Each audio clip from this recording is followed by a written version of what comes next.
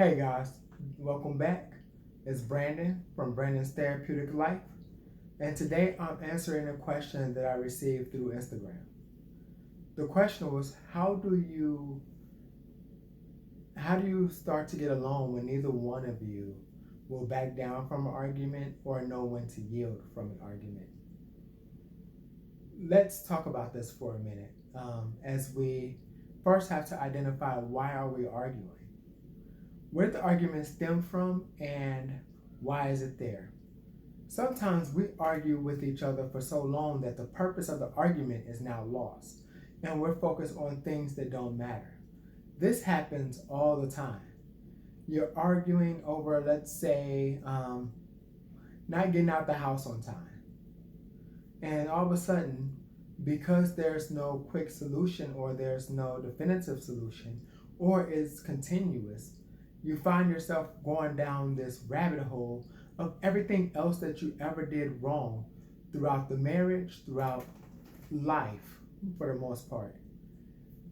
And at the end of the day, you went from leaving the house on time to you left your socks on the couch last night.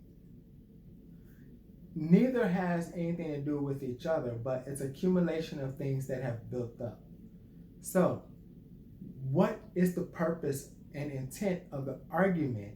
And is it one of those things that has not found a solution, or the solution is there, but the behavior hasn't changed? And when it comes to arguments, we have to understand our own behavior, because that's primarily the result of it. If someone doesn't do the kitchen, then what happened throughout that day? And if nothing different happened throughout that day, is it part of their behavior to, let's say, not clean the kitchen until a certain time of day? Or did they want the other partner to do it and didn't say anything? And it goes along with just an example of how behavior plays into arguments, because we also have expectations. If these expectations aren't met, whether we set them or not, because you're our spouse, we expect you to understand us enough to understand our expectations enough to do or have the behavior that we want. This, in a sense, is unfair because no one knows what's going on until you actually speak about it. You have to talk about it, and it has to be a conversation first. If you find yourself having a hard time having a conversation, let's find other ways to communicate. Do we need to write it down and jot our thoughts out, because we're overwhelming each other so much that, again, we have lost the purpose of why we even arguing? Is it another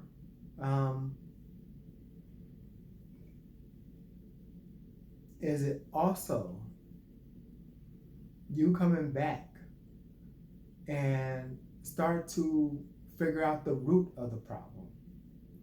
When you're figuring out the root of the problem, you're breaking down the concern into the tiniest aspect.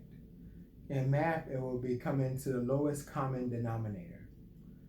And once you come down to the lowest common factor within your argument, you're now at the root, and you're able to solve things and resolve problems from the actual root of it, and you can get a more clear and concise answer from each other into why a behavior hasn't happened. And this is the yielding part that I'll talk about next, which is sometimes you just have to walk away. Not really walk away from each other. I wouldn't recommend that, because somebody may end up on the couch. You may have to pause the argument because you're just spinning your wheels. You're not getting anywhere, and you're struggling trying to get somewhere. Take this time to take the breather, come back later after you both calm down, and then talk it out.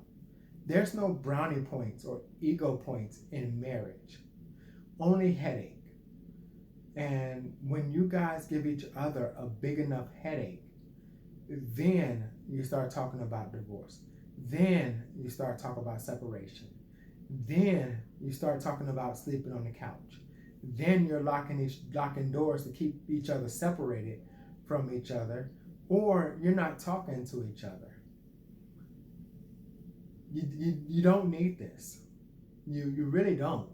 And so by taking an agreed break, come back to it, make sure you come back to it, possibly writing down talking points.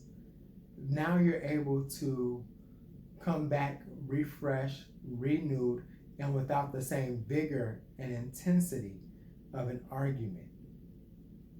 Guys, we are in conflict resolution all day. And it's just a matter of how you want to handle the conflict and how do you want to resolve it. Do not forget that conflict resolution does not have to end aggressively, but it has to be a conversation. It has to be constantly talked about. It has to be an open dialogue. So, I hope these steps help.